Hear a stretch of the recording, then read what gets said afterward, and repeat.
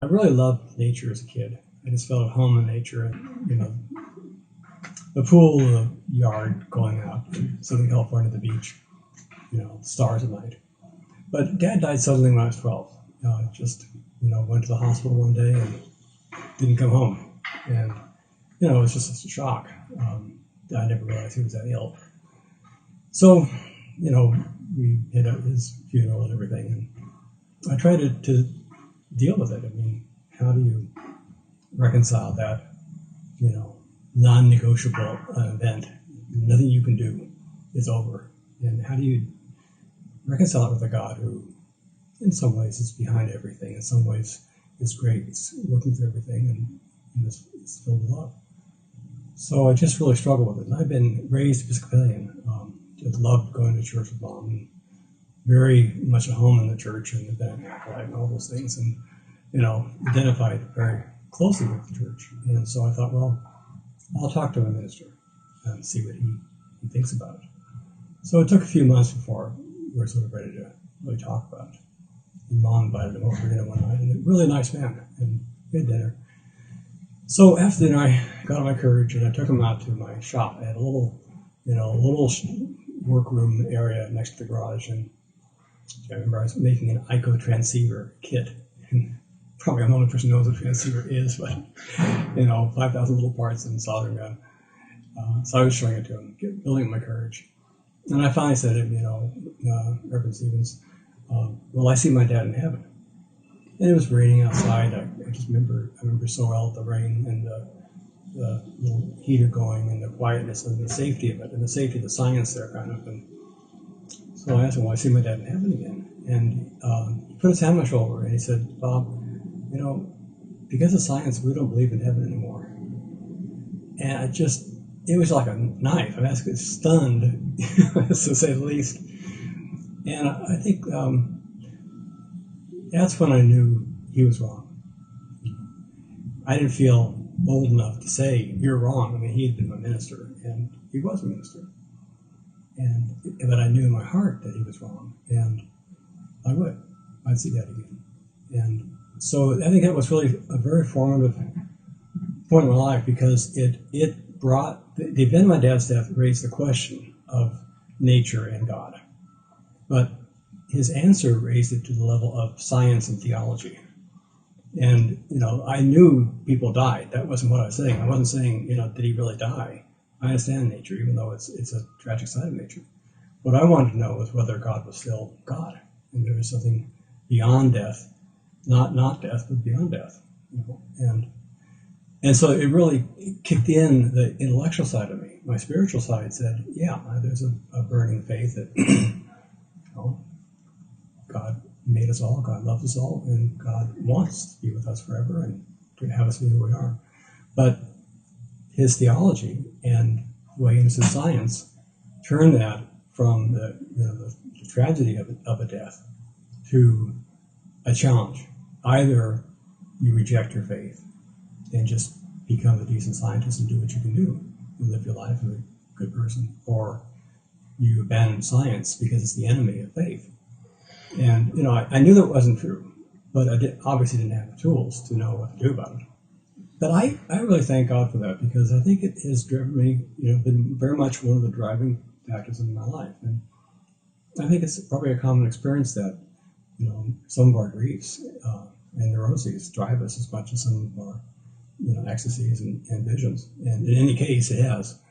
What I'm grateful for is that, my attempt myself to answer that question as I went to college and did my doctoral work in physics and pursued my faith, that led me to think of a program, a place, a safe place that others could pursue some of the questions. And so it's been very fruitful in that what was a specific question to me at a particular point empowered me to help bring about a center in which many people can ask many questions of many faiths, Buddhism, Jewish and Christian and Muslim and so on, about their understanding of science and how it impacts them. And that image I oftentimes have had is, I want a place that I can be a part of. I want to be one of the instruments in the orchestra. And then I want to play my instrument the best I can, but I don't want to be the orchestra. And I don't want to be, a solo performer. I want to be part of a choir, part of an orchestra. And I think that's how I see CTNS as a place where there's some just wonderful people with lots of different ideas and traditions, all genuinely open to mutual interaction and support and trusting each other, and then agreeing over differences and exploring it together. And in that place, then I have a place to pursue my own writings and so on. So in a very deep sense, he was a blessing. He was an instrument of grace, even though it was in the experiential mode, it was a really painful step, and it's always stayed with me. And it's true, physics can be so corrosive. Not physics, but the community of physics, the society we're in physics, the community. I mean, it can be really debilitating spiritually.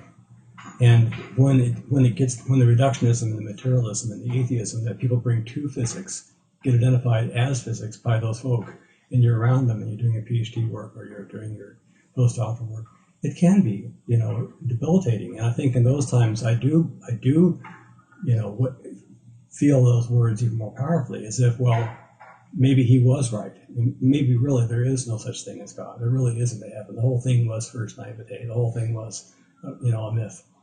And I don't believe that, but it's certainly a voice.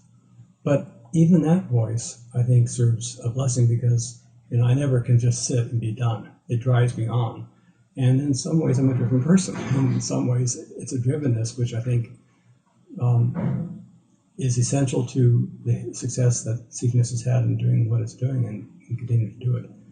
So even when that wound occasionally really festers up and challenges me, and you get that horrible feeling that maybe Weinberg and Dawkins are right, we grow up and smell the coffee and stuff this up.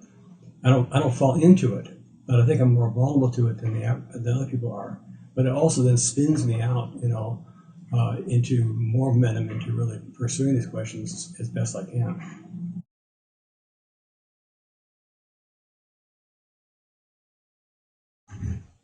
Going back to the beginning of CTNS, it really was a sort of vision and dream that took shape more intellectually and formally as I began thinking institutionally, what would you do to get together people and resources and teaching and so on. And I was very blessed because I'd gone to Stanford as an undergraduate, had a triple major actually, physics, music, and religion, and then I went on to seminary. And I came here for a year to Pacific School of Religion, which is one of the consortial seminaries of the GTU. And I came just to kind of check it out. I mean, I'd done religion, but I thought, gee, no one's really dealing seriously with science and religion. Maybe at the GTU, a place like that, you could find some scholars who were doing it. And of course, I found no. I mean, I'd already read, for instance, theology. I mean, it is what it is, and it wasn't what I wanted it to be. And at some point, I just came to the realization that, that's your call. I mean, if it's not being done and you think it needs to be done and you need to do it, then that's what you do. And that crossing of the River Jordan was a big step to take to realize it wasn't just that they weren't doing it; it was that God wanted me to do it, and to follow along and to see where the path led. Well, it was a really amazing time because not only was theology at a time of change, neo-orthodoxy was sort of a decline, and liberation movements were coming up, but the main thing was Vatican II had happened in the 60s, and because of that, Catholics and Protestants were really talking in a way they really couldn't. And I knew that because as a kid, my dad was Catholic, my mom Episcopalian, and the families really didn't do much together, and mom couldn't go to the dad couldn't go to the Episcopal Church. I mean, there was a real separation. Well, we're moving beyond that in the 60s. And because of that, the Protestant seminaries, the GTU, were able to bring on board the Catholics, or they joined on board, and make a truly ecumenical Catholic-Protestant consortium, and then create the doctoral program.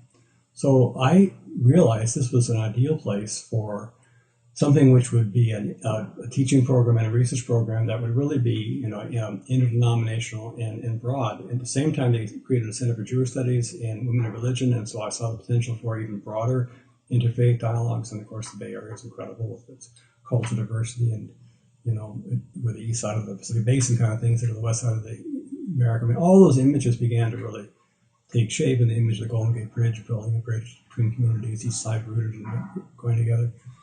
So it was clear that this was a great place to think about it, but my choice was, what do you do for your own profession? And I just thought of myself as a physicist since the get-go. But I realized I wanted to teach theology and science, and how do you do that? And for a while I was tempted to do a PhD in theology, but some really good advisors said to me, the honest truth is, get into physics because you are a physicist, and also because you'll be unique. There are a number of theologians, who are interested in science. It's very hard to find someone who really knows science, because there are scientists who also can do theology. And so, unless you want to do 2 PhDs, which you could do, which I decided, thank goodness, not to do, but do it in physics and bring that voice and that mentality, that way of looking at the world, that way of being in the world, that craft, that sort of intellectual craft, to theology, and then teach in a PhD granting institution that grants PhDs in theology, and that'll keep you honest about doing real theology and not just sort of backhand, sort of theology you get from church or whatever, but really serious academic theology.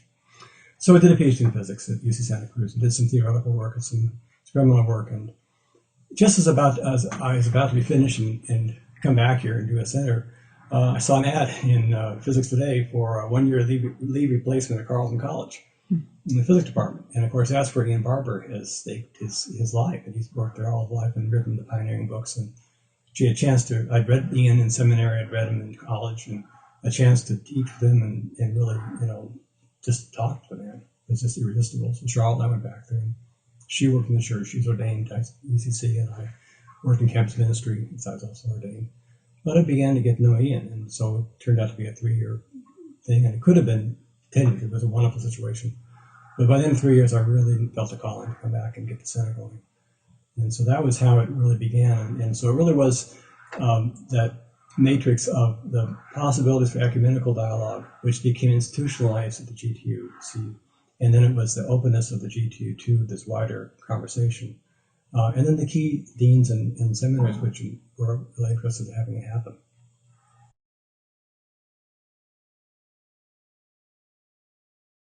We've had this series of research conferences with the Vatican Observatory, so the CTNS Vatican project, and there's pictures up here, meeting the Pope, and the books that came out of everything. It's a wonderful privilege. But again, it's a really nice story, because how do you get from here to that? I mean, you can't apply to the Vatican Observatory to do research. You can't, knock on the Vatican and meet the Pope. How did that happen? Well, as I said, I read Barber when I was in college because I was struggling with faith, and a physicist friend of mine, professor, said, "There's a new book out, read Ian Barber." And he said, "There's a Jesuit priest who's over at SLAC, an accelerator, got to meet him." So I went and met him, and showed me Andy Duffner, becomes a lifelong friend.